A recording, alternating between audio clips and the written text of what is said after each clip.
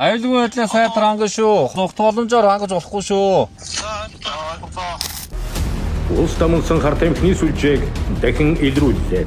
Монгол улсын хилээр хууль бусаар мансуурын бодис нэвтрүүлж, худалдан борлуулдаг 2 бүлгийн 12 этгээдэд холбогдох 6 гэмтэргийг илрүүлэн сэжигтэй этгээдүүдийг 9 байршлаас дайчлан баривчилж мөрдөн шалах ажиллагаа явуулж байна. Тухайлбал Европын холбооны улсаас 2.7 кг THC өндөр агуулмжтай сэтгэгдэт нөлөөт бодис, 1267 ширхэг MDMA агуулмжтай сэтгэгдэт нөлөөт бодис, мөн Евразийн улсаас 1 кг 110 г метамфетамин агуулмжтай сэтгэгдэт нөлөөт бодисыг худалдаалах зорилгоор хувийн эд зүйл ачаа дэшинд нуун далдалж улсын хилээр нэвтрүүлсэн хэрэгүүдийг тус тус илрүүлж эдмөрийн баримтаар нийт 4.2 кг 38,000 орчим хүн нэг удаа хэрэглэн мансуурах сэтгэгдэт нөлөөт бодисуудыг хураан аваад байна. Цагдаагийн ерөнхий газар, Тагнуулын ерөнхий газар хамтран гадаад улсаас мансууруулах сэтгэгдэт нөлөөт бодисыг улсын хилээр нэвтрүүлдэг зохион байгуулалттай гэмтэлгэлтийн сүлжээг илрүүлэх, хууль бус хэрэглэлтийг тасан зогсоох ажиллагааг прокурорын байгууллагын хяналтад